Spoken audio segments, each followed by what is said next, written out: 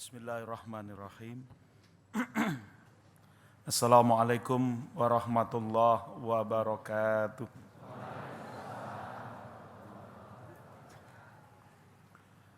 Bismillah, alhamdulillah, assalatu wassalamu ala rasulillah wa ala alihi wa sahbihi wa mawalah amma ba'd. Qala Allah ta'ala fi kitabihil karim wa huwa asdaqul qailin, a'udzu billahi minasyaitonir rajim. Faka'ayyim min qaryatin ahlaknaha wa hiya dhalimatun fahiya khawiyatun ala urushiha wa bi'rin mu'attala wa qasrin mashid afalam yasiru fil ardi fatakunu lahum qulubun ya'qiluna biha aw adanun yasma'una biha fa innaha la ta'mal absar walakin ta'mal qulub allati fis sudur. Shadaqallahul azim. Allahumma arhamna bil Qur'an. Para hadirin wal hadirat jamaah Majelis Tafsir Al-Qur'an yang ada di majelis ini di gedung pusat MTA dan juga para pendengar dan pemirsa radio dan TV MTA di mana saja berada. Wabil khusus guru kita Al-Mukarram Bapak Kiai Haji Ahmad Sukino, pimpinan Majelis Tafsir Al-Qur'an. Alhamdulillah pada siang hari ini saya mendapatkan kehormatan berjumpa dengan bapak-bapak, ibu-ibu, saudara-saudara sekalian, dan para pimpinan MTA se-Indonesia yang pada hari ini juga berkumpul di majelis ini, serta para tokoh-tokoh umat Islam yang menjadi tamu dari Majelis Tafsir Al-Quran. Hadirin wal hadirat yang berbahagia, pada kesempatan hari ini saya ingin menyampaikan satu topik, yaitu membangun cara berpikir Islami. Ini saya kira harus disegarkan dalam ingatan kita sebagai umat Islam. Tadi sudah dibimbing oleh guru kita agar umat Islam itu selalu dalam beragama berlandaskan kepada sumber dari agama ini, yaitu Al-Quran dan Sunnah. Supaya apa? Supaya kita ini berpikir. Nah, apa yang dimaksud dengan berpikir bisa kita lihat dalam ayat Al-Quran. Ya, next. Perintah Allah untuk berpikir dalam surah Al-Hajj ayat 45-46. Dalam ayat 45 Allah berfirman, "Faka'ayyim min qaryatin", betapa banyak kota ahlaknaha yang telah kami binasakan, wahia dhalimatun, di mana penduduk kota itu adalah dalam keadaan zalim, syirik, maksiat, kafir, fasik dan sebagainya. Khawiyatun ala urushiha, di mana tembok-tembok kota itu telah roboh menutupi atap-atapnya. Wa bi'rin mu'attalah, dan juga sumur-sumurnya sudah mati, enggak dipakai. Ya, kalau bahasa Jawa Timurnya wis geledakan. Jadi mati sudah enggak ada yang pakai. Kenapa? Penduduknya sudah dimusnahkan oleh Allah Subhanahu wa taala. Ini keadaan umat-umat terdahulu. Umat-umat sebelum datangnya Nabi Muhammad sallallahu alaihi wasallam. Jadi mereka ini dimusnahkan oleh Allah Subhanahu wa taala, dibinasakan oleh Allah Subhanahu wa taala. Wa qasrim mashid. Nah, istana-istana yang tinggi juga kosong melompong, enggak dipakai. Ini bisa dilihat oleh orang-orang Quraisy yang waktu itu mendustakan agama Islam yang dibawa oleh Rasulullah Shallallahu Alaihi Wasallam. Maka Allah Subhanahu wa taala memerintahkan kepada Rasulullah SAW untuk membacakan ayatnya. Nah, ini penting membacakan ayatnya. Tadi disinggung oleh Ustadz Ahmad Sukino tentang Yasin. Ya. Jadi Yasin ini bukan untuk pakai jimat. Apalagi untuk ngadepi polisi kalau ada cegatan tuh loh. Nah, jadi begitu ada cegatan dibacain ya. Wa ja'alna min baini aydihim saddan wa min khalfihim saddan fa aghshaynahum fahum la yubsirun. Ora ketok. Ini ada cerita lagi nih, guru saya dulu saya ngaji di Pasuruan. Ada santri dari Pasuruan pulang ke Lumajang. Ada yang orang Lumajang enggak sini? Iya. Pasuruan ke Lumajang kan lewat Probolinggo dulu. Naik bis. Karena santri, ya. Begitu naik dia baca wa ja'alna min baini aydihim saddaw wa min khalfihim saddan fa aghshaynahum fahum la yubsirun. Terus baca terus. Yo. Kok kebetulan juga keneknya enggak ngelihat gitu. Subhanallah. Jadi dibaca terus. Dibaca terus. Pas sampai ke Dawung. Nah, ke Dawung itu kira-kira 10 kilo dari Pasuruan ke arah Probolinggo. Ada ibu-ibu gendut. Sudah ibu-ibu gendut. Ngelihat. Loh, kok ya kebetulan enggak ngelihat kalau di bangku itu ada yang sedang baca wa ja'alna mim baini aidihim saddan wa min khalfihim saddan. Wes mangku ibu-ibu gendut. Tapi ya udah terlanjur, ya wa ja'alnanya dibaca terus. Sampai Probolinggo ibunya belum turun, sampai ke arah Lumajang ketemu pabrik leces. Rupanya ibu-ibu itu orang karyawan pabrik leces, dia turun di situ. Begitu turun, santri itu tidak lagi baca wa ja'alna, tapi baca alhamdulillah. Begitu baca alhamdulillah, kondekturnya ngelihat. Sampean saking pundi mau Pak. Pasuruan, durung bayar ya, dereng. Nah, biar 10.000. Nah, ini zaman dulu 10.000, sekarang enggak dapat. Akhirnya apa yang terjadi? Ongkos bis tetap dibayar, mulut kejuan. Ya mangku ibu-ibu gendut. Mangku rada guru-guru didik langsing didik ya lumayan lah gitu. Tapi ini gendut. Nah, inilah yang terjadi kalau Yasin dipakai sebagai jimat. Sedangkan Yasin itu diturunkan untuk apa? Litundhira qaumam ma undhira abauhum fahum ghafilun. Jadi Quran itu adalah untuk litundhira, agar engkau memberikan peringatan. Jadi sampean kalau ngasih peringatan orang itu jangan pakai otak kita. Jangan pakai mulut kita. Apalagi hawa nafsu kita. Jangan pakai Quran.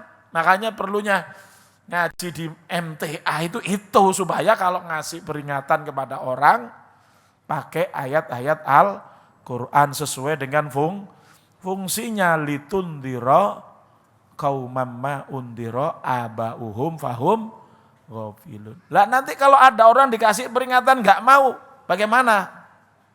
Ya enggak apa-apa. Kenapa? Karena yang mengikuti itu juga sudah disebutkan dalam Yasin itu. Ya.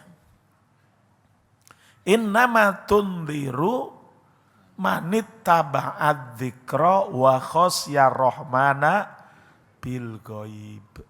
Jadi memang ada orang yang bisa diperingati, ada juga yang enggak bisa. Ada yang rodok telat. Diperingati hari ini baru sebulan lagi. Ada juga. Nah makanya kita jangan juga langsung cepat-cepat memvonis. Kamu sudah tak peringati Quran gak mau, kafir mlebu neraka kon. Nah ya jangan.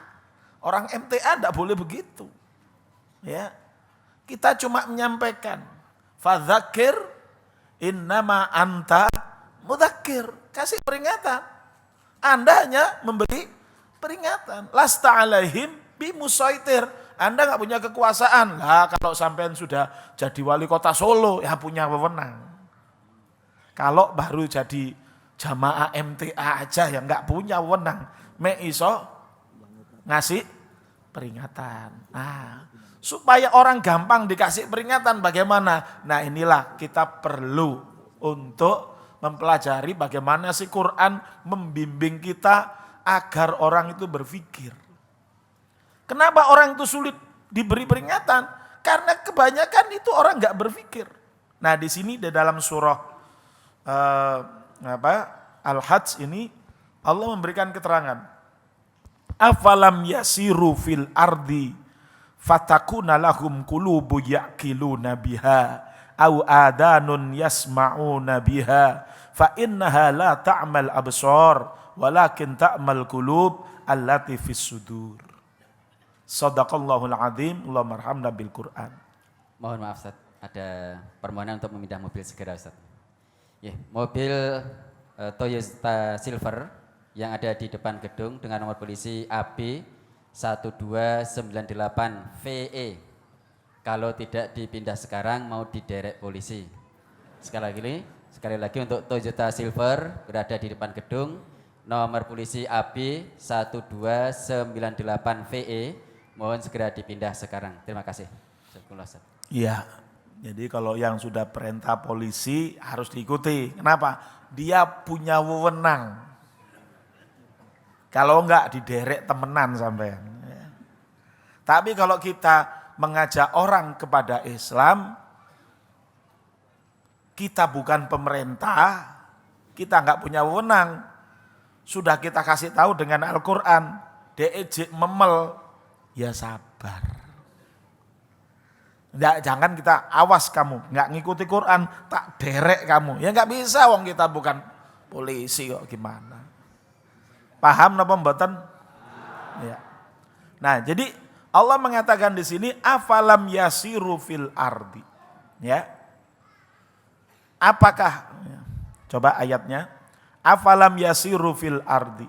Ya, surah Al-Hajj ayat 46. Apakah mereka tidak berjalan di muka bumi? Fatakuna lahum qulubun ya'qiluna biha.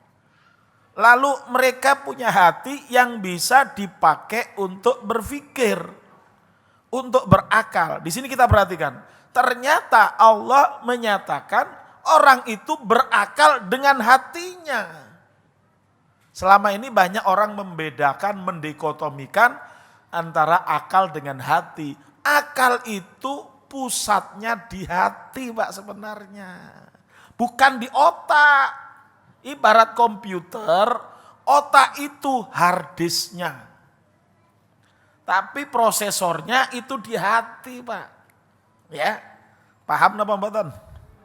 Ya, jangan keliru. Ingat ibu-ibu guru kita waktu kita sekolah SD, apa beliau bilang? Anak-anak perhatikan pelajaran di papan tulis. Betul napa mboten? Apa ada guru mengatakan, anak-anak perotakkan pelajaran di papan tulis? Ada apa mboten? Enggak ada kan? Nah itulah guru-guru itu sudah benar, ya, mengikuti ayat Quran. Makanya ada peribahasa pikir itu pelita hati. Jadi hati akan terang kalau hati itu berpikir.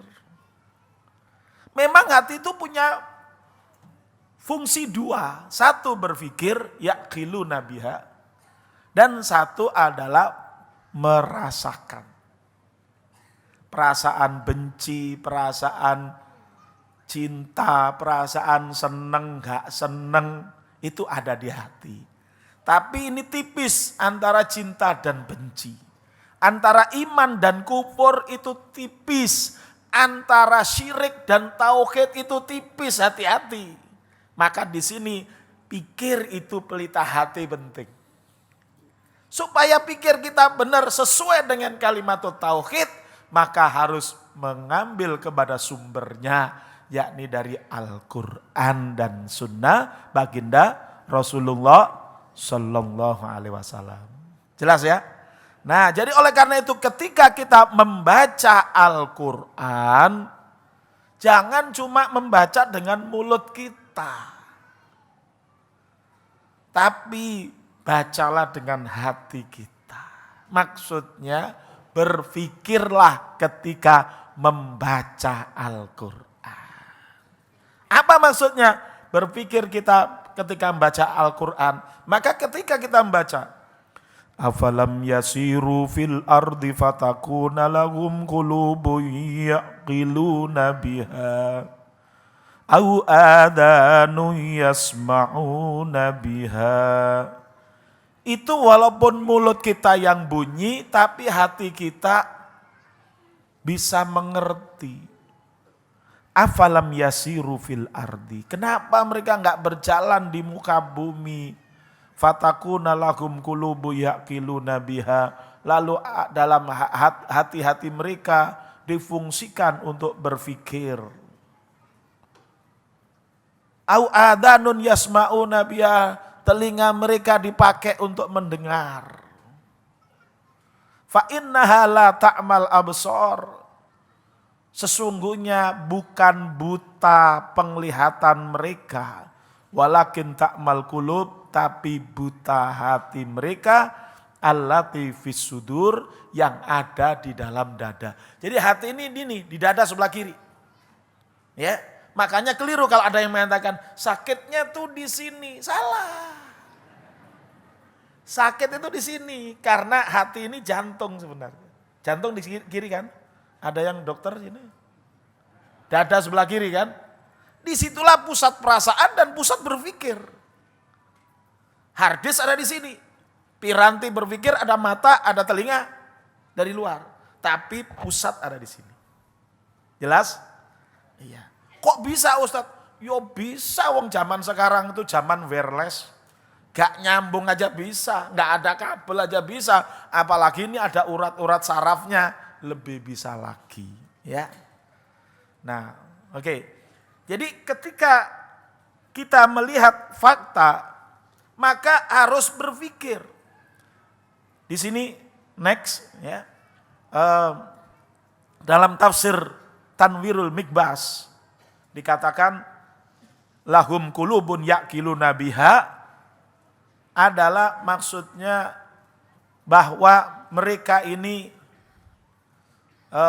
memikirkan apa yang diperingatkan oleh Rasulullah Shallallahu Alaihi Wasallam, wa ma sona'a bi ghairihim, dan apa yang dilakukan oleh kaum-kaum terdahulu, kaumnya Nabi Nuh yang dibanjiri, ya, ketika mereka mengejek Nabi Nuh kok bikin perahu di gunung.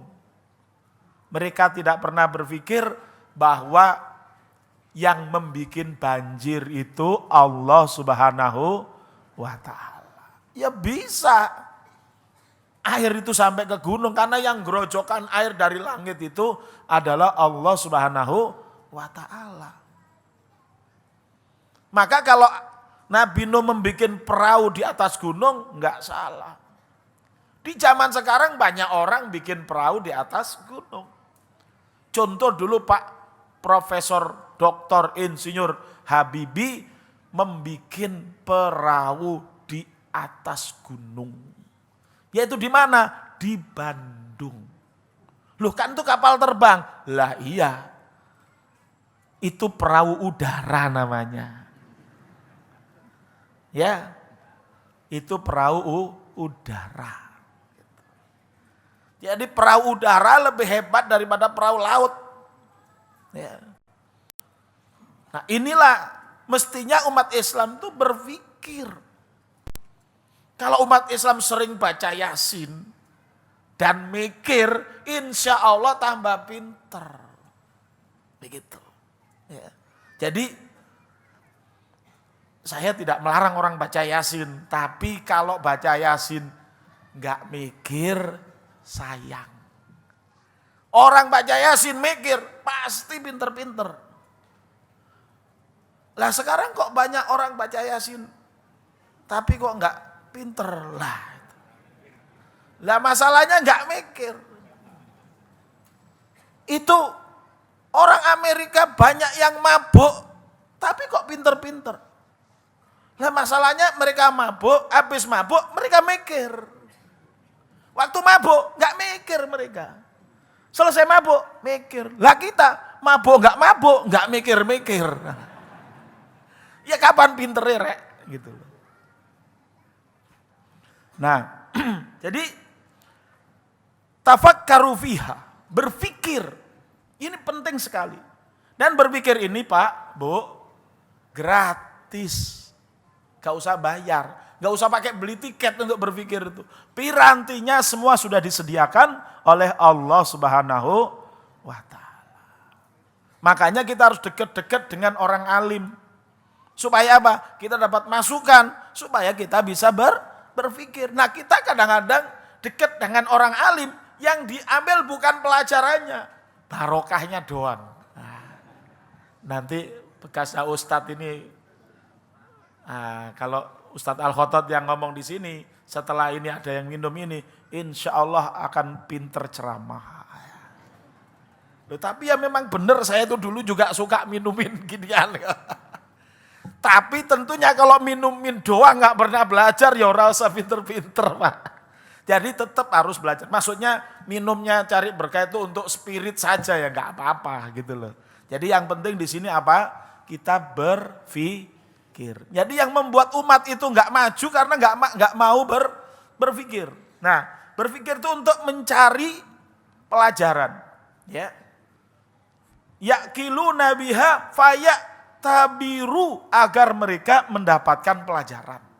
Ya, next. Ya. Jadi berpikir itu adalah untuk mendapatkan pelajaran. Ini yang penting. Ya, nah next. Kemudian melihat minus berpikir, next, itu sama dengan buta.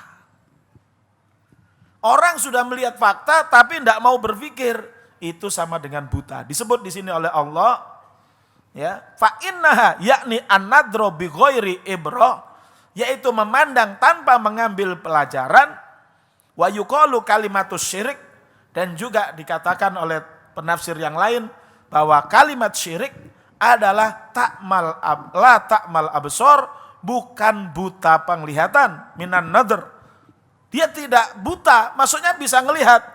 Walakin ta'mal qulub allati fis sudur. Tetapi mereka ini buta hati dari al-haq wal huda. Kenapa buta hati? Karena ngelihat tapi tidak mau berpikir. Jelas? Ya. Kenapa orang barat kok pinter berpikir tapi kok sesat? Nah, ini yang harus kita tahu. Berpikir itu sebuah proses. Memindahkan sebuah fakta. Nih saya tanya Bapak-bapak, yang saya pegang ini apa? Gelas isinya apa? Air. Air gunanya untuk apa? Minum. Kira-kira segar nggak kalau diminum? Boleh saya minum? Nah, nun sewu. Nah, jadi ketika kita air dalam gelas ini menjadi objek berpikir, maka kita bisa mendapatkan pemahaman atau mafhum tentang objek ini. Bahwa ini adalah gelas, isinya air, air itu ciptaan Allah yang disediakan oleh Allah untuk kita minum. Ya, jelas?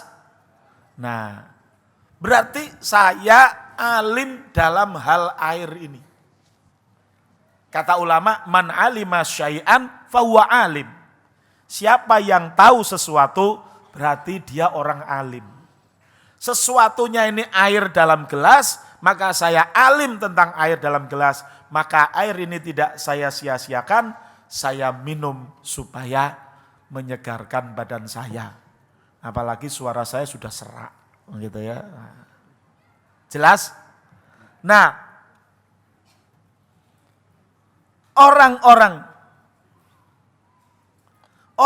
kafir, walaupun dia profesor, doktor, tapi kok nggak tahu kebenaran Islam. Kenapa? Kita latihan berpikir. Tadi saya berpikir tentang air. Saya tidak berpikir tentang undi-undi. Betul? Kenapa saya kok tidak berpikir tentang undi-undi? Ayo jawab. Kira-kira kenapa? Ora disuguhi kok. Tadi udah disuguhi di dalam, di sini maksudnya gak disuguhi. Ini untuk supaya kita berpikir maksudnya ya. Nun sewu Pak Ahmad Sugino. Sanes ngenyek niki.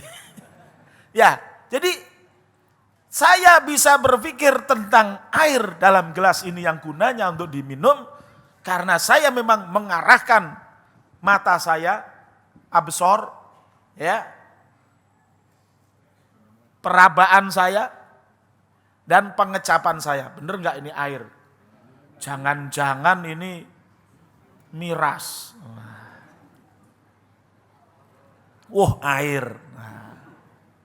Soalnya kan ada Gus yang kalau miras diminum jadi air kan ya ono.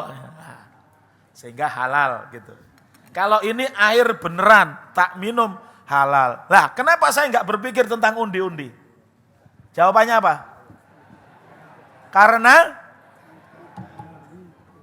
Bukan karena tidak halal, karena nggak disediain. Nggak disediain di sini, maksudnya apa? Orang itu berpikir dengan objek yang terbatas, dia memahami sesuai dengan objek. Jadi unsur berpikir itu pertama harus ada objek.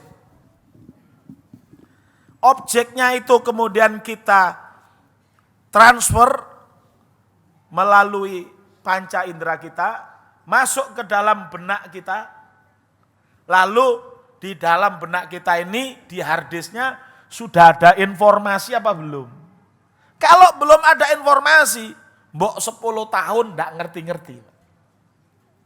Contoh misalnya, umpama ada yang menyerahkan lagi nanti ke Ustadz Sugina, jimat, tapi tertulis dengan bahasa Sansekerta. Ya, Mbu Semar Mendem atau apa, tapi ada ukirannya bahasa Sansekerta. Kita enggak punya maklumat, informasi tentang bahasa Sansekerta, walaupun kita pelototi 10 tahun, ngerti apa mboten? Iya, itulah. Nah, jadi sebenarnya berpikir itu perpaduan antara fakta dan informasi. Kalau sudah dipadukan, disitulah kita berpikir. Nah, kenapa orang barat, profesor, doktor, tidak ngerti tentang kebenaran? Ya, karena mereka tidak berpikir tentang kebenaran. Next, ya. Mereka tidak berpikir tentang kebenaran.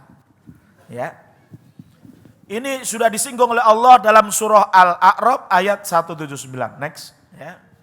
Nah, dalam Al-A'raf 179 Allah menyatakan, ya, walaqad darokna li jahannama katsiran minal jinni wal ins lahum qulubun la yafqahuna biha.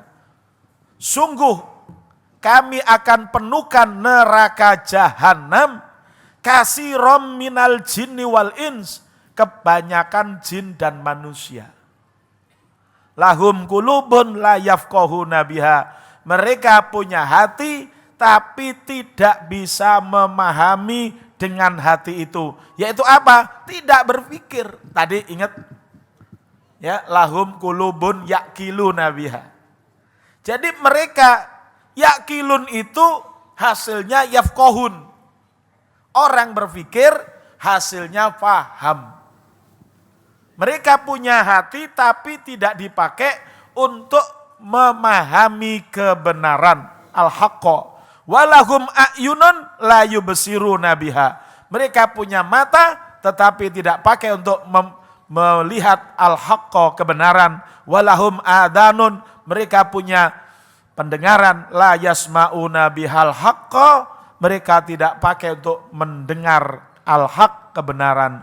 Ulaika kal an'am, mereka ini bagaikan binatang ternak, fi fahmil haqi, dalam memahami kebenaran, balhum adol, bahkan lebih sesat daripada binatang ternak. Na'udzubillah min.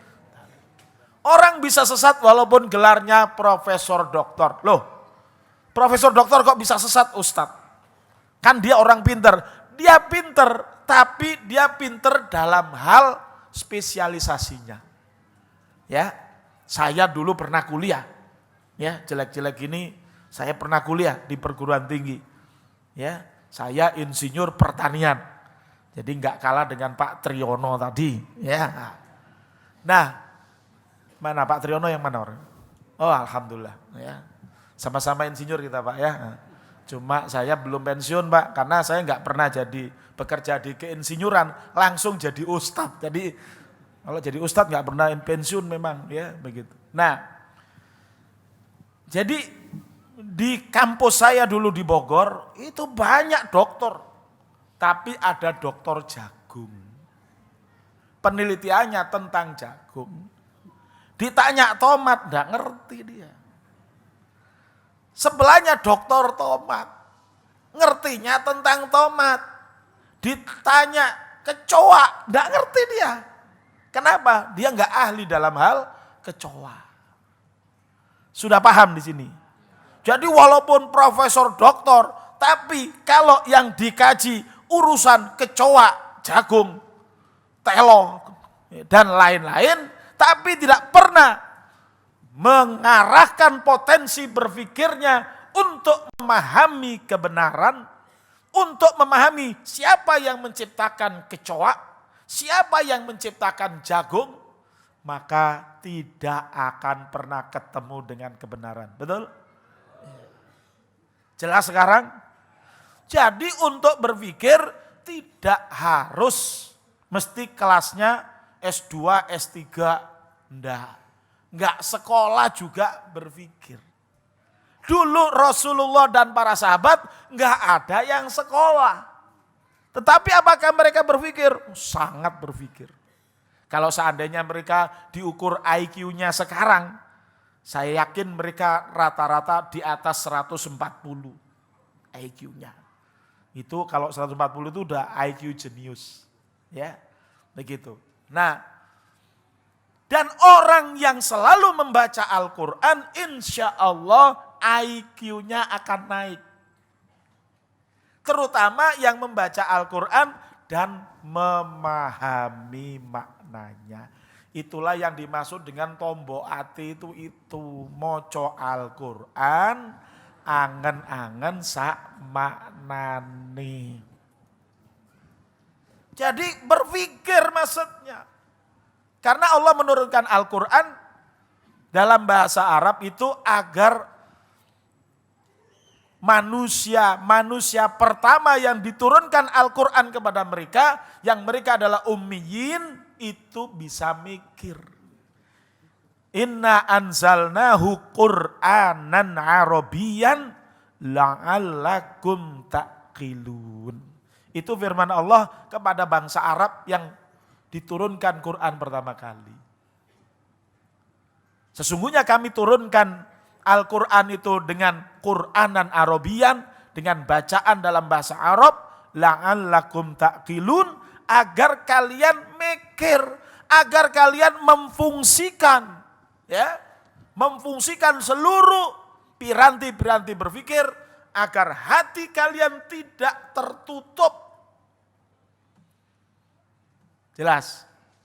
Kalau Allah turunkan dalam bahasa Jawa, ya, inna anzalnahu Qur'anan Jawiyan la'allakum ta'qilun, zalim Allah. Gak ngerti orang Arab bahasa Jawa. Gini apa mbatan? Iya. Tapi orang Arab diturunkan Quran dalam bahasa Arab cepat ngerti. Maka kalau kita ingin cepat ngerti Quran, itu ya harus sering-sering bergaul dengan bahasa Arab dalam rangka untuk mengerti Quran, bukan dalam rangka jadi TKW, jangan. Ono TKW di sana banyak yang diperkosa, ya banyak yang keleleran, jangan. Ya apa Solo udah nggak ada tempat kerjaan lagi, ya boleh MTA kirim TKW, kirim TKI, tapi kelasnya harus S1 minimal, ya pinter bahasa Arab karo bahasa Inggris. Lek ngamuk karo wong Arab, ojo pakai bahasa Arab, tapi pakai bahasa Inggris. Baru orang Arab itu takut. Karena mereka ini sekarang mengalami sindrom minder wardeg. Minder kalau pada orang yang pinter bahasa Inggris. Kalau ada orang Indonesia pinter bahasa Arab, paling arek pondok. Gitu. Tapi kalau pinter bahasa Inggris, wah ini pasti lulusan universitas. Makanya saya dengar kemarin dari Ustadz Ahmad Sukino bahwa MTA akan membangun pesantren. Mudah-mudahan di sana diberi kemampuan bahasa Arab dan bahasa Inggris yang memadai sehingga kader-kader MTA bisa leading di seluruh sektor dan bahkan bisa kalaupun keluar negeri itu enggak ngisin-ngisini ya, tapi ngisen-ngiseni ya supaya devisa Indonesia top markotop ya.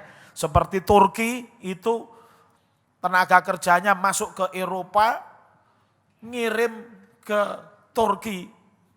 Subhanallah, tiap tahun 40 miliar US dollar. Gede sekali itu, makanya Turki walaupun pernah dilanda krisis cepat kembali. Karena TKT-nya, tenaga kerja Turkinya itu pinter-pinter, insinyur, dokter dan sebagainya. Nah oleh karena itu kita yang ngaji-ngaji di sini, monggo ngaji Qur'annya yang lebih kenceng. Sekarang ini banyak universitas yang melamar sohibul Qur'an, yang ahli-ahli Qur'an untuk jadi mahasiswanya. Bukan menerima pendaftaran, ngelamar. Saya kemarin dapat informasi dari kawan saya di Jakarta, anaknya kembar. Ya, lulusan SMA-nya Ustadz Yusuf Mansur, SMA internasional, hafal 30 juz oleh Universitas Indonesia, dilamar untuk kuliah, silakan milih fakultas dan jurusan apa saja gratis. Enak toh? Enak nama mboten? Nah makanya coba anak-anaknya orang MTA, ya, namanya juga sudah Majelis Tafsir Al-Quran, dididik nanti menjadi penghafal-penghafal Quran dan pemaham-pemahaman Quran, masuk mengisi UGM, ITB, IPB, ya, UI, UNER, UNBRA, gratis kabeh lah enak. UNS gak didelok wis. Cari yang jauh biasanya. Biasanya orang tuh cari ilmu yang jauh-jauh. Kalau yang deket-deket, apa UNS sih rek? Ah gitu. Kata orang Jawa Timur tapi ya. Insya Allah orang Solo enggak ya. Jangan minder yang WNS ya. Kalau bisa anak-anaknya orang MTA ini sekolah di Tokyo, sekolah di Jerman, sekolah di Amerika, tapi Qur'ane wis apal 30 juz, moco Qur'ane seperti Imam Syafi'i. Jadi begitu moco langsung ngeh. Nah itu. Sebab ya saya ingat saya ini orang Jawa Timur ya, basis saya NU. Dari kecil ya wis ya kayak gitu ya. Jadi mohon maaf kalau agak beda-beda sedikit dengan MTA ya. Nah, dari kecil udah nyanyi ya. Moco Al-Qur'an nangen-nangen sak maknane, itu menunggu sholat jamaah selalu begitu ya sampai sekarang. Saya pulang tuh setelah 40 tahun lebih saya pulang dari zaman saya kecil gitu. Saya lihat ya nyanyinya masih tetap. Tapi tak cek moco Al-Quran, yo gak ngerti-ngerti. Iki sing salah iki sopo iki. Ya alhamdulillah karena saya tidak diam di kampung, saya hijrah ke Jawa Barat, saya ngaji kepada ulama-ulama besar, alhamdulillah kalau saya membaca Al-Quran, membaca tafsir, langsung ngerti. Alhamdulillah. Ya, mudah-mudahan nanti kader-kader MTA tentunya lebih top daripada saya, ya karena di sini dibimbing. Apalagi fasilitasnya ada. Kalau saya ini ketayalan dewe istilahnya ya. Nyari-nyari sendiri karena reka daya saya sendiri. Karena tidak ada pembimbingnya itu. Nah, di sini banyak pengurus-pengurus MTA yang membimbing. Mudah-mudahan hasilnya lebih baik. Hadirin hadirat yang berbahagia. Allah Subhanahu wa taala menyatakan bahwa orang-orang yang tidak mau berpikir itu lebih sesat daripada hewan. Next, ya. Ulaika kal an'am. Mereka itu bagaikan binatang ternak fi adamil fik wal basar wal istima. Jadi mereka ini bagaikan binatang ternak di dalam kondisinya yang enggak paham. Tidak melihat dan tidak mendengar kebenaran. Balhum adol, bahkan mereka ini lebih sesat. Minal an'am li'annaha tatlubu manafi'ah wa tahrubu min madoriha. Sebab binatang ternak itu selalu mencari manfaat untuk mereka. Gak ada binatang ternak itu, ya, napa? Teng Solo niki ternak napa sing wonten? Ada apa ternak di Solo? Kebo ada? Sapi ada? Saya mau tanya, ada enggak sapi yang makan kerikil? Pasti sapi makan rumput, betul? Sapi itu walaupun enggak bisa berpikir, dia hanya dengan tamyizul gharizi, dengan identifikasi naluriah, dia bisa membedakan antara kerikil dengan rumput. Begitu dikemah, dikunyah kok enak ini rumput, diterusin. Tapi kok rodok atos-atos ini. Kerikil, dilepeh. Betul apa tidak? Itulah sapi. Tetapi manusia yang tidak menggunakan pikirannya, wahaulai yakdamuna ala nari mu'anadatan. Mereka justru menyongsong neraka dengan nantang. Hei Muhammad, kalau engkau memang benar Rasul, ayo, mana nerakamu? Kasih bawa ke sini, biar aku rasain. Gitu. Ada enggak sapi yang menantang? Mana api? Ayo bakar aku. Enggak ada sapi menantang. Sapi paling makan kerikil, dilepeh, kalau rumput dimakan. Itulah sapi. Manusia nantang kepada api neraka. Ya, tadi udah terangkan oleh Ustaz Sukino bahwa orang syirik, orang musyrik ya sudah disediakan oleh Allah apa? Neraka. Tidak diampuni oleh Allah Subhanahu wa taala.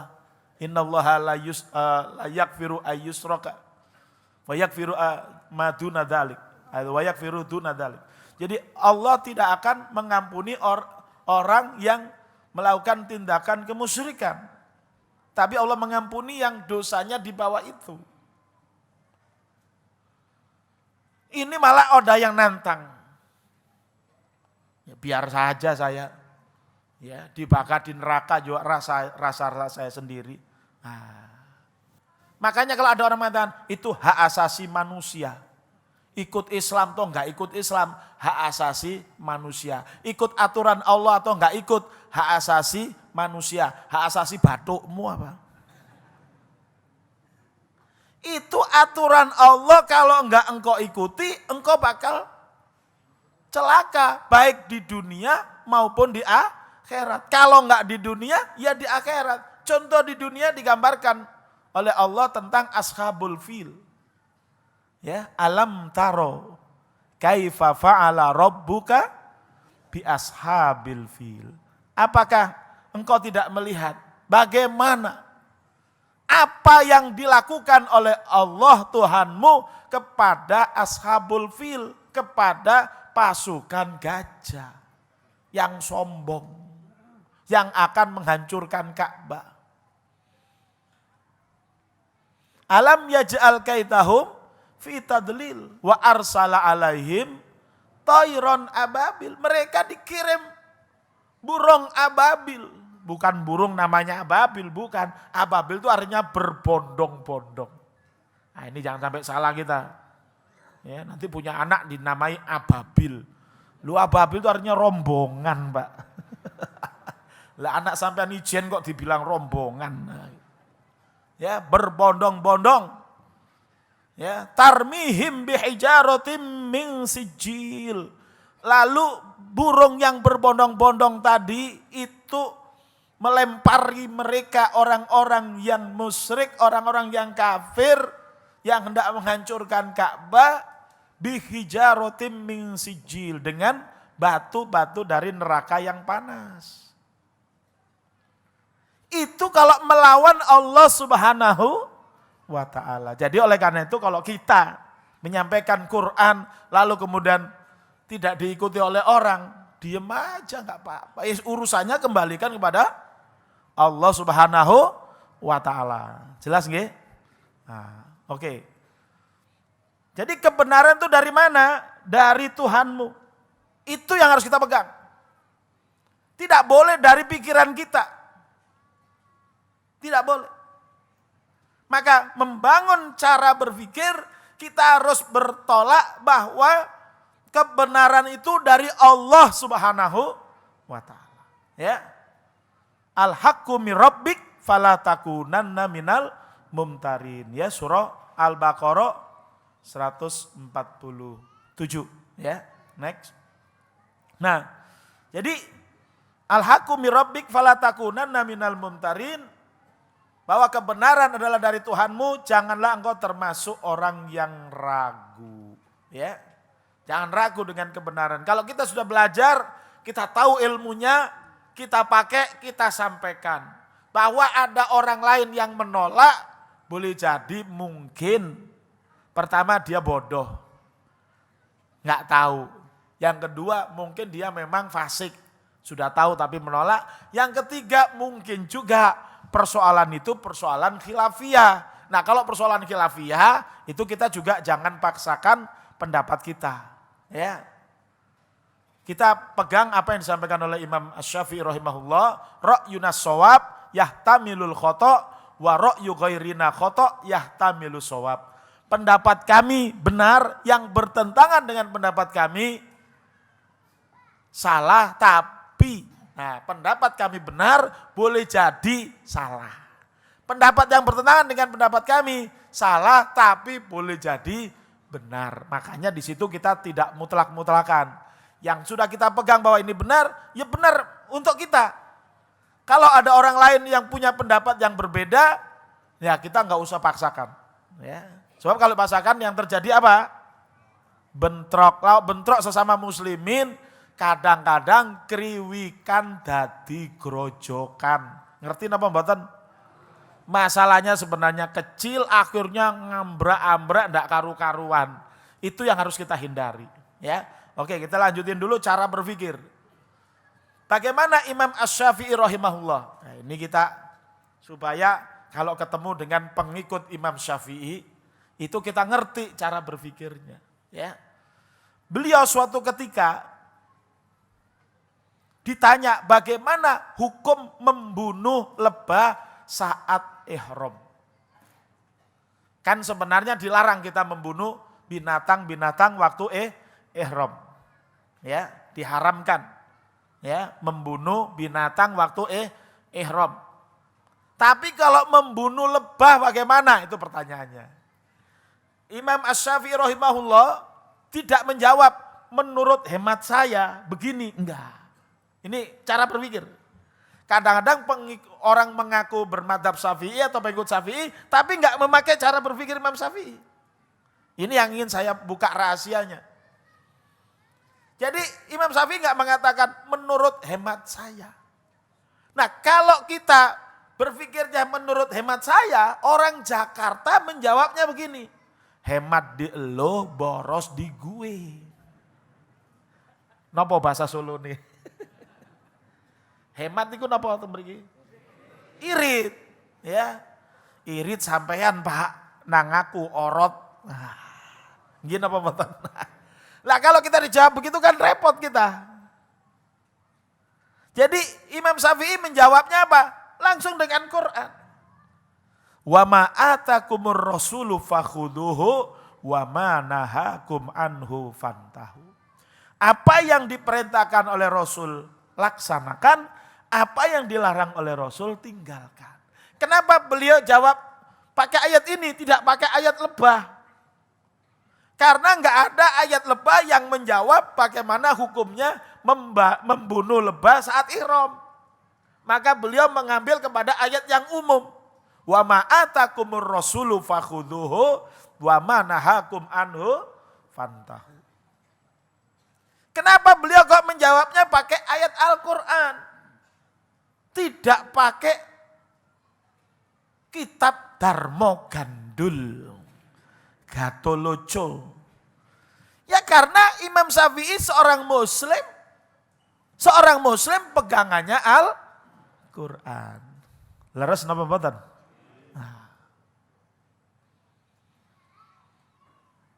Imam Syafi'i tidak menjawab pakai kitab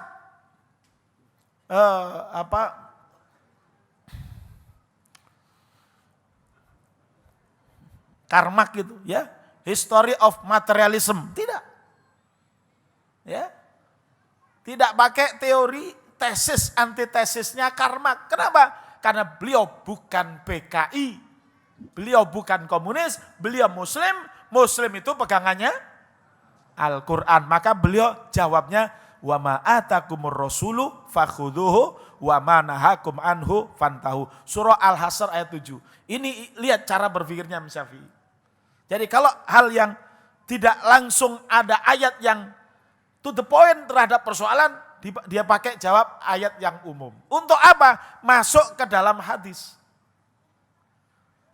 Apakah ada hadis yang langsung berkata tentang itu?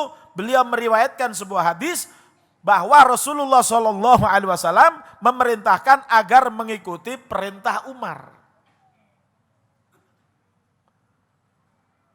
Kenapa kok mengikuti mengambil hadis yang Rasulullah memerintahkan mengikuti perintah Umar? Karena tidak ada hadis yang langsung to the point berbicara tentang itu untuk menjawab tadi.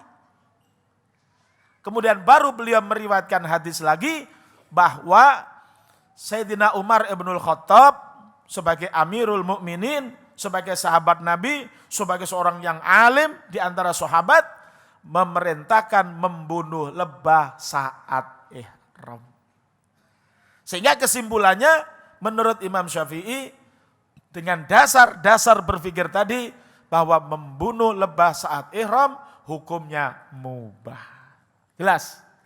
Jadi beliau enggak menjawab, oh menurut hemat saya boleh. Itu hemat di elo, boros di gue namanya. Ya.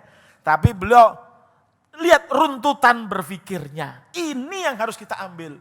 Ini yang harus diambil oleh seluruh umat Islam. Termasuk kader-kader MTA. Ya. Udah cocok sebenarnya dengan Imam Syafi'i. Makanya kalau MTA ribut dengan NU atau NU ribut dengan MTA, saya juga bingung. Tadi Pak Nur Hadi katanya bingung terus tadi. Nah, saya juga bingung juga. Tapi saya doakan mudah-mudahan MTA akur sama NU, NU akur sama MTA. Amin ya robbal amin. Sebab kita ini umat yang satu. Jadi kalau ada khilafiyah sedikit, ya kita saling memahami, saling tasamu, saling toleransi. Bahwa ada perbedaan pendapat selama pendapat kita ini ada tuntunannya, ya monggo. Mungkin pendapat saudara kita berbeda dengan kita, dia mungkin juga ada turunannya, ada tuntunannya, jangan divonis dulu. Pokoknya kalau enggak sesuai dengan MTA, fidolalim mubin, ya jangan. Nanti jadi masalah itu, ya. Jangan, ya. Tetapi mari kita bertenggang. Tinggal kita boleh nanya, nun sewu jenengan kok radi benten kula dereng ngertos ilmune. Kalau tanglet niki tuntunane dos pundi. Nah, kalau kita nanya gitu kan lebih enak toh. Nah, sehingga orang juga menjawab, oh saya berdasarkan keterangan dari kiai saya begini. Nah, kalau nggak ketemu, ya sudah, lakum ra'yukum walana ra'yuna. Ya, Anda punya pendapat, kami juga punya pendapat. Kita berjalan fastabikul khairat. Tetap saling bersaudara. Jangan dijawab lakum dinukum waliyadin. Jangan, itu kalau itu berarti hanya untuk orang kafir, Pak. Kalau untuk orang kafir monggo lakum dinukum waliyadin, ya. Nah, jadi kalau begitu apa sih pemikiran Islami itu ditakrifkan oleh pengarang kitab Dirasat fil Fikri al-Islami, al-fikru al-Islami huwal hukmu alal waqi' min wijhatin nadharil Islam. Pemikiran Islami adalah penilaian hukum terhadap fakta dari sudut pandang Islam. Jadi di sini harus kita lihat, pertama fakta itu harus fakta yang jelas. Jangan faktanya ya yang enggak jelas. Misalnya kita nanya, ini kok bau kentut, siapa yang kentut ini? Enggak ada yang ngacung lagi, ya. Ya udah berantem sesama kita, ya. Tapi kalau faktanya jelas nih. Ini kenapa nih? Air, ya. Air angsal diminum napa mboten? Apa dalilnya coba saya mau tanya. Ayo. Dalilnya kok haus sih piye toh? Kalau haus itu fakta, ya. Air juga fakta. Tapi bahwa air boleh diminum itu ada dalilnya. Dalilnya apa? Dalil umum firman Allah Subhanahu wa taala di dalam surah Al-Baqarah ayat 28. Huwaladzi khalaqalakum ma fil ardi jami'an. Al-ayah. Itu dalilnya. Dialah Allah yang telah menciptakan untuk Anda semua ma fil ardi jami'an. Semua yang ada di bumi. Gak usah ditanya dalil rincinya. Apa dalil halalnya tempe? Yo gak ono rek. Apa dalil halalnya tahu? Gak usah dicari. Mau tahu, mau tempe, menjes. Ya. Apa menjes? Ada gak di Solo menjes? Iya, tempe gembos itu. Itu semua boleh berdasarkan Al-Baqarah ayat 28. Huwaladzi khalaqalakum ma fil ardi jami'an. Ma di situ min syagil umum, ma apa saja.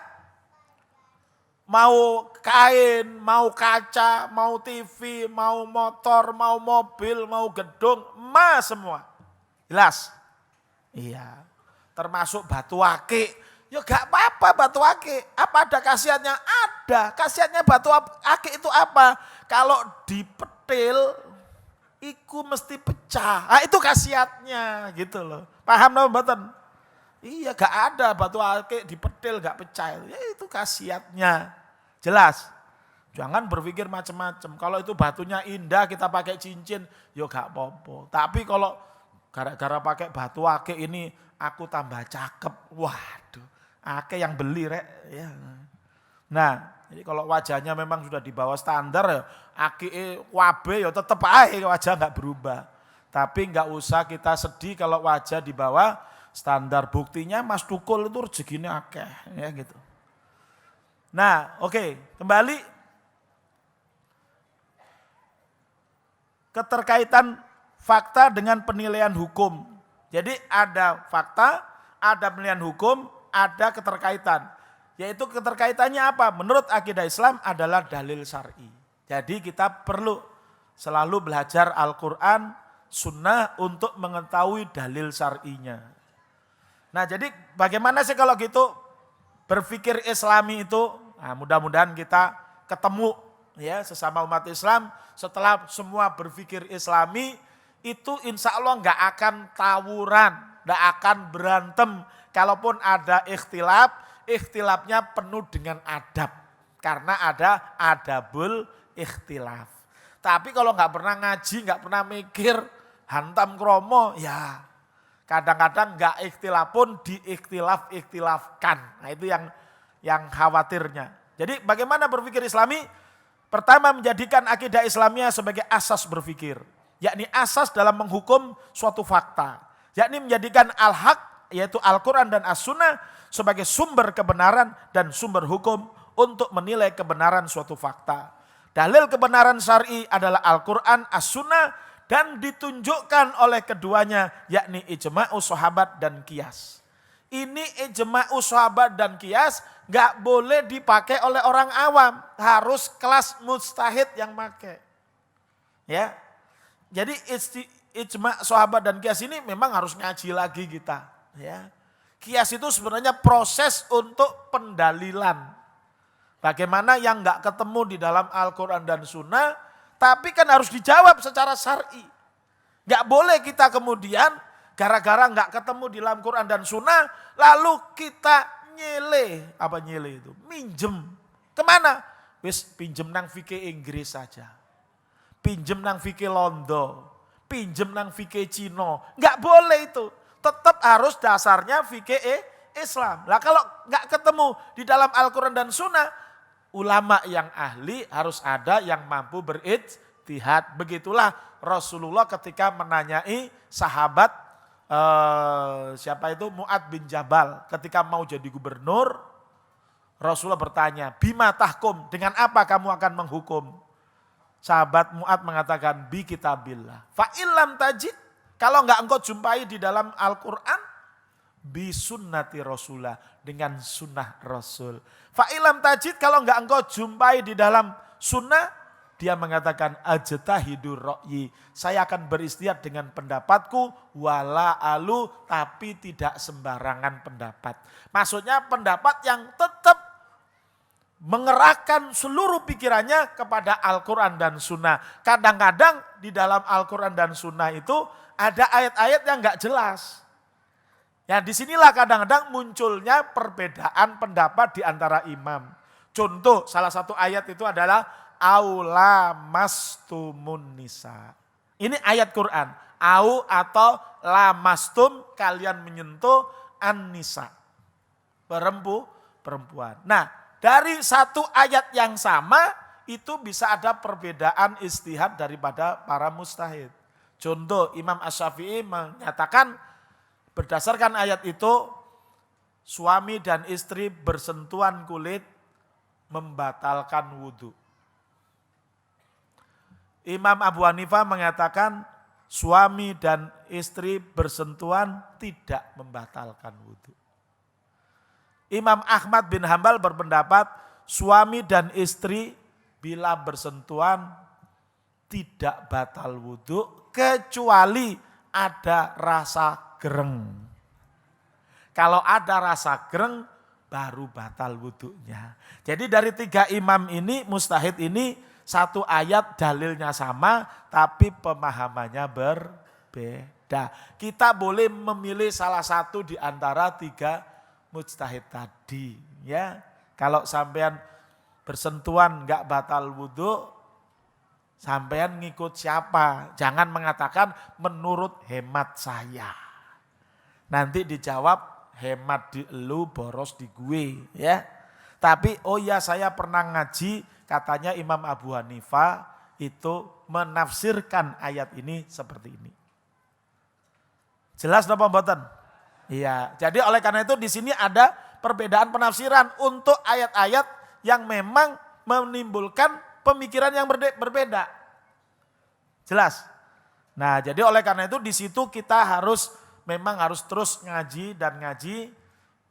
Pendapat kita tetap kita pertahankan selama tidak ada pendapat yang mampu menunjukkan kesalahannya. Mudah-mudahan kita mengerti dengan ini. Sekarang kita lihat lebih luas bahwa ada tiga unsur berpikir. Yang pertama fakta, yang kedua hukum, yang ketiga dalil.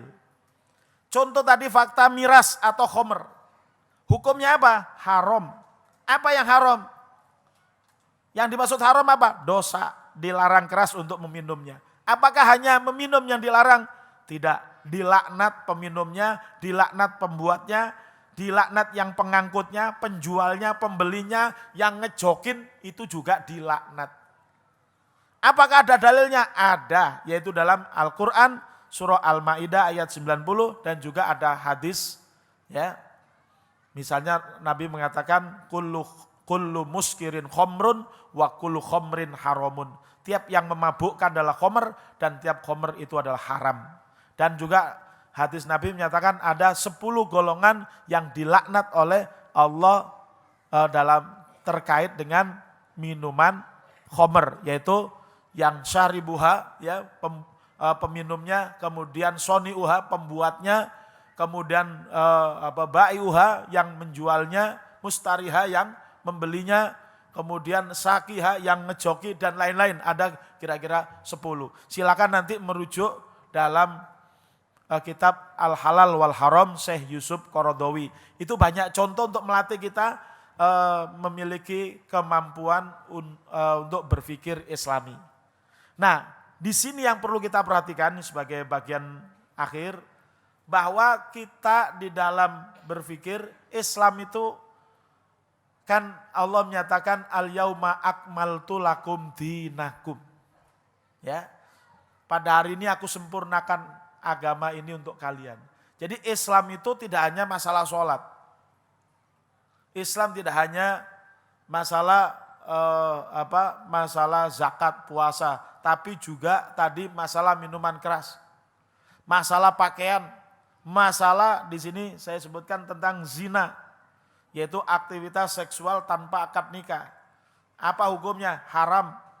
Siapa yang diharamkan? Siapa saja yang melakukannya tanpa ikatan pernikahan. Hukumannya apa? Dicambuk bagi bujang atau gadis. Atau hukumannya dirajam bagi yang sudah pernah menikah. Itu kalau ada yang menerapkan hukumnya. Kalau nggak ada yang menerapkan hukumnya bagaimana? Urusannya kembali kepada Allah. Insya'a aqabahu wa insya'a afa anhu. Bisa jadi Allah akan menghukum di akhirat dan itu lebih berat. Dan bisa jadi Allah akan mengampuninya karena yang bersangkutan sudah bertobat dengan taubatan nasuha. Dalilnya apa? Quran surah Al-Isra 32. Wala taqrabuz zina innahu kana fahisyatan wa sa'a sabila. Kemudian An-Nur ayat 2. Azaniyatu wazani ya fajlidu kula minhuma mi'ata jaldah. Ya. Pezina, ya, zinawati dan zinawan masing-masing pukul 100 kali. Ya. Demikian juga dalam Al-Hadis, banyak sekali. Nah, ini adalah mengenai wawasan kita agar memiliki cara berpikir Islami. Kalau kita sudah menata cara berpikir Islami kita, insya Allah kita dengan umat Islam yang lain akan sama. Ya, cara berpikirnya secara global. Dan kalau cara berpikirnya sama, bukan berarti nggak akan ada perbedaan. Perbedaan itu sudah pasti ada. Tetapi bagaimana mensikapinya itu yang penting. Kita boleh berbeda tetapi satu umat. Ya. Nah memang ada kaidah al-imamu yarfa'ul khilaf. Imam itu bisa menghilangkan perbedaan. Dari segi penerapan. Khususnya untuk syariat terkait yang harus dilaksanakan oleh umat secara bersama. Misalnya awal akhir Ramadan itu sebenarnya bisa imam itu menentukan kita pakai yang ini, semua mengikuti walaupun pemahamannya berbeda. Nah tapi ini masalahnya umat Islam memang masih bermasalah dengan imam ini. Baru kita menentukan imam Solo aja kemarin masih belum berhasil ya. Tapi mudah-mudahan saya doakan 2015 umat Islam Solo berhasil menemukan imamnya yang benar-benar. Ya, yang di atas tauhid menjalankan syariah Islam menuju Solo bersyariah. Insya Allah. Setuju kira-kira? Mau memperjuangkan? Alhamdulillah. Mudah-mudahan apa yang saya sampaikan bermanfaat bagi kita semuanya. Mohon maaf atas khilaf dan salahnya. Usikum wa iyaya bitaqwallah faqad fazal muttaqun wal afu minkum. Wassalamualaikum warahmatullahi wabarakatuh. Waalaikumsalam warahmatullahi wabarakatuh. Terima kasih Ustadz Al-Khotot. Barangkali dipersiapkan 1 atau 2 penanya, nanti bisa bertanya langsung lewat mikrofon yang terdekat. Namun sebelumnya tadi mungkin belum lengkap, belum ta'aruf lebih dahulu Ustadz. Ya. Karena mungkin di antara hadirin di sini juga belum paham FUI itu sendiri apa, kemudian Ustadz Al-Khotot sendiri bisa menyampaikan sedikit kurikulum vitae-nya. Sambil itu silakan yang akan bertanya bisa mendekati mic untuk Ustadz Al-Khotot bisa menambah sedikit ta'arufnya. Ya, terima kasih. Saya pikir saya sudah terkenal, ternyata belum. Mohon dikenalkan, saya ini nama saya Muhammad Al-Khattab. Al-Khattab itu artinya penulis. Ya. Saya tidurnya di Bogor. Ya. Tinggal, kalau ditanya tinggal tidur di Bogor. Nah, kalau meleknya itu di Jakarta. Ya. Jadi meleknya di Jakarta, sehari-harinya di Jakarta, biasanya jam 12 malam baru pulang ke Bogor. Nah sehingga sampai Bogor jam 1, maka kalau ditanya tinggal di mana Ustadz? Tinggal tidur di Bogor. Nah gitu. Lalu jam 1 baru pulang. Kadang jam 1 baru pulang, jam subuh sudah ngisi di Jakarta lagi gitu ya.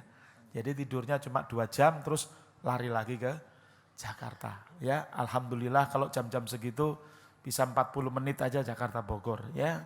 Nah, karena nyetir sendiri kecepatan 150 km per jam ya. Alhamdulillah ya, sambil uji nyali kan gitu.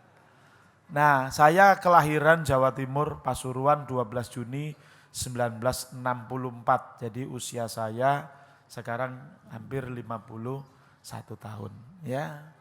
Istri resminya baru 1 ya. Anak sudah 7 ya. Istri yang belum resmi belum diumumkan ya. Nah, kemudian sehari-hari memimpin tabloid Suara Islam. Lah monggo ya seluruh warga MTA berlangganan Suara Islam ya. Di sana insya Allah pemikiran-pemikiran yang seperti saya sampaikan tadi itu disampaikan untuk menambah maklumat informasi kita tentang keislaman supaya sikap kita sebagai umat Islam menyatu. Ya, menyatu atas dasar Al-Quran dan sunnah daripada baginda Rasulullah Sallallahu Alaihi Wasallam. Adapun khilafiyah itu ya kita coba menetralisir karena di dalam forum umat Islam itu memang macam-macam. Mulai dari yang paling hijau sampai kuning kemerah-merahan juga ada. Ya. Mulai dari yang paling kewenceng, yang pakai cadar, dari yang bukae ya rada akeh ya ada juga ya begitu. Nah itulah namanya forum umat Islam, tapi dengan kebersatuan umat Islam kita harapkan nanti memang di Indonesia ini NKRI bisa bersyariah sehingga dipimpin oleh presiden yang mau ya menegakkan hukum Allah Subhanahu wa ta'ala. Itu niatan kita. Mengenai presidennya nanti dari siapa saja di antara elemen umat Islam monggo. Mau dari NU monggo, Muhammadiyah monggo, ya. Dari FPI ya monggo, MTA monggo. Silakan, yang penting adalah terikat dengan syariat Allah Subhanahu wa ta'ala. Jadi kita yang penting apa? Umat Islam itu menyatu, itu yang penting. Ada pertanyaan tadi? Baiklah, dipersiapkan. Kita buka 2 atau 3 penanya. Silakan langsung ambil mic. Nomor mic-nya disebutkan. 8. Halo 8. Nomor 8. Yang kedua? 6. Nomor 6. Yang ketiga? Cukup 2 dulu, silakan. Nomor 8 diperkenalkan. Mohon singkat padat karena waktu sudah cukup siang. Silakan. Nama saya Insiah dari Banyuwangi. Ini keluar dari tema, enggak apa-apa ya Pak Ustadz? Bertanya enggak apa-apa, jawaban Ya. kalau bisa dijawab. 1, apa arti kata yabtisyun? Apa? Yabtisyun. Yan? Yabtisyun. Ya betisun. Oh ya Ye. betisu. Ya. Yang kedua, dalam enggak usah sudah, enggak usah. Apa maksud Allah Maha Halus, Pak Ustadz? Baik, cukup. Ada satu lagi ya, ini titipan masalahnya. Mohon cepat. Anjay. Menurut sejarah, setelah Fir'aun tenggelam, mayatnya terhempas di pantai ditemukan oleh orang-orang Mesir lalu dibalsem. Sehingga untuk sehingga utuh sampai sekarang dan dapat dilihat di Museum Mesir. Saya mendengar dari guru agama saya dahulu sewaktu saya masih sekolah. Apa ini betul Pak Ustadz? Sampun matur nuwun. Assalamualaikum warahmatullahi wabarakatuh. Silakan Ustadz Al-Khotot untuk dijawab langsung. Ya. Jadi kata yabtishu itu artinya menggunakan tangan, ya. Jadi ada satu hadis, ya, tentang waliullah, siapapun akan bisa menjadi waliullah kalau dia melaksanakan segala apa yang difardukan oleh Allah, kemudian dia memperbanyak amalan-amalan sunnah. Kata Allah dalam hadis qudsi, hatta uhibbahu, sampai aku mencintai dia.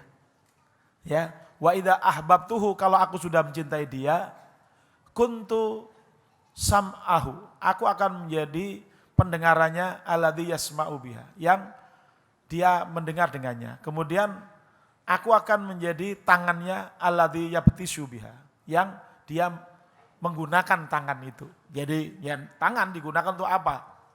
Ya, tentu bisa untuk minum, bisa untuk nulis, bisa untuk masak, bisa untuk bikin baju, bisa untuk bekerja dan lain-lain. Tapi maksudnya dalam hadis itu adalah kalau orang itu sudah mengerjakan yang difardukan oleh Allah dan disunahkan oleh Allah, maka Allah akan menjadi tangannya. Maksudnya tangannya dibimbing oleh Allah Subhanahu wa taala, sehingganya tangannya hanya untuk yang taat, tidak untuk maksiat. Itu pengertian dari kata yabtisu. Dan penting sekali di sini, dalam sebuah hadis Nabi mengatakan beliau memegang tangan dari salah seorang sahabat yang sangat kasar. Tangan itu sangat kasar, kemudian Nabi pegang, kemudian beliau mengatakan kafani yuhibbuhumullah. Ini dua telapak tangan yang dicintai oleh Allah. Ternyata itu tangannya orang yang kerjaannya mecahi batu, Pak. Tahu ya? Ya, kerjaannya mecahi batu sehingga tangannya tebel, ya, tebel sekali. Jadi kalau bapak-bapak punya tangan tebel, tidak halus kayak saya, itu justru harus bangga. Kenapa? Itu punya harapan tangan yang dicintai oleh Allah. Yang penting tangan itu dipakai untuk bekerja di jalan yang halal. Begitu kalimat yabtisu. Kemudian Allah maha halus, latifun khabir. Allah sangat mengerti yang halus. Apa yang ada di dalam dada kita, ya'lamu ma fis sudur. Allah maha mengetahui apa yang ada dalam hati kita. Umpama nih, ya, di belakang sana itu ada hatinya yang berkata, ustadznya yang di depan cakep juga ya. Nah, itu Allah maha tahu. Jadi jangan sampai kita mengatakan sesuatu yang kemudian dinilai oleh Allah, wah ini jalurnya ke neraka. Nah itu yang harus kita hati-hati. Seluruh pikiran kita, perasaan kita diketahui oleh Allah Subhanahu wa taala. Maka mari kita arahkan pikiran kita, perasaan kita, hati kita arahkan agar mengarah kepada jalur surga. Ya. Ucapan kita jalur surga. Insya Allah, karena Allah maha mengetahui. Ya. Nah kemudian tentang Fir'aun yang tenggelam ini memang sudah ada sejarahnya, bahkan sudah diteliti oleh peneliti dari Perancis yang kemudian masuk Islam. Ya, setelah diketahui ternyata itu ada hubungannya dengan ayat-ayat Al-Quran. Silakan dibuka di internet, banyak itu ya tentang hal itu. Memang Allah menyisakan ya Fir'aun itu biar diketahui oleh umat di zaman sekarang bahwa apa yang ada di dalam Al-Quran itu ada faktanya. Jadi enggak ada di dalam Al-Quran itu yang hanya dongengan. Enggak, itu semua ada faktanya. Baik fakta sekarang, fakta dulu maupun fakta yang akan datang. Misalnya kita baca ayat Al-Quran. Idza waqa'atil waqi'ah. Apabila terjadi kejadian hari kiamat, itu faktanya ada, cuma nanti, terjadinya nanti. Lah kalau kita nggak percaya tentang kejadian nanti, yo monggo disaksikan nanti hari kiamat. Cuma tidak ada yang menyaksikan hari kiamat kecuali orang kafir. Sampean mau ya menyaksikan hari kiamat. Kalau mau berarti kafir. Na'udzubillah min. Kalau kafir itu beriman setelah hari kiamat nggak ada gunanya. Too late. Ya, terlalu telat. Nanti bahkan di padang mahsyar itu ada dalam surat Al-An'am atau apa ya. Itu di padang mahsyar ada orang kafir yang siap membeli iman. Walaupun iman itu harganya emas sepenuh bolah bumi. Mereka siap seandainya punya, tapi kan nggak ada orang yang punya emas sepenuh bola bumi. Emas sak Jawa aja itu aja sudah begitu banyaknya. Ya. Mas Parno, ya. Mas siapa lagi?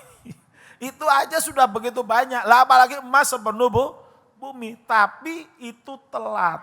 Jangankan di akhirat, di dunia Fir'aun itu adalah orang yang telat beriman. Dia beriman. Ya, dia membenarkan bahwa Tuhannya Bani Israel itu benar, tapi dia sudah kelelep. Sudah kelelep baru beriman. Masih untung mantan tukang sihir Fir'aun yang mengatakan amanna bi rabbil alamin Rabbi Musa wa Harun. Kami beriman pada Allah Tuhan pencipta alam, Tuhannya Musa dan Harun. Setelah melihat sihir mereka ternyata dilalap oleh tongkatnya Nabi Musa. Tapi itu tongkat Nabi Musa udah enggak ada. Mukjizat hanya berlaku di zaman beliau. Kalau seandainya ada sekarang, wah tak pakai, ya enggak? Tak pukul dolar. Tak. $1 $13.000. Wah, mantep. Pergi haji hanya $3.000. $1 berarti 4 kali pergi haji sik susuk. Kayak kabeh wong Jawa, ya gitu. Nah, tapi tongkat itu sudah enggak ada. Apakah di dunia sekarang masih ada mukjizat? Saya tanya. Ada enggak mukjizat? Ada, yaitu apa? Al-Quran. Tapi bukan yang dilempar Pak Sugino tadi. Itu bukan mukjizat. Ya. Mukjizatnya ya Al-Quran yang kita punya semua. Itulah kehebatannya Al-Quran. Kalau tongkat Nabi Musa cuma satu, dipakai oleh satu orang. Itu pun enggak setiap saat. Tapi kalau Quran bisa dipakai oleh miliaran orang dan bisa dipakai setiap saat. Tetapi pertanyaannya siapa yang mau pakai? Itu aja. Mudah-mudahan jawaban saya mudah-mudahan mendekati kebenaran. Masih ada lagi? Baiklah, penanya kedua nih sekaligus penanya terakhir karena waktu juga yang terbatas. Silahkan disampaikan dari mana singkat dan padat. Assalamualaikum warahmatullahi wabarakatuh. Alhamdulillah, bismillah. Saya Pak Fahrozi dari Pekalongan. Hanya satu pertanyaan, surat Jum'ah ayat 9. Bahwasanya seorang laki-laki kalau Jumahan ini di masjid sholatnya 2 rakaat. Sedangkan kalau di rumah itu apakah sholat luhur atau sholat Jumat 2 rakaat. Kemudian bagaimana sholatnya orang perempuan yang ada di rumah yang tidak mengikuti Jumahan. Terima kasih. Assalamualaikum warahmatullahi wabarakatuh.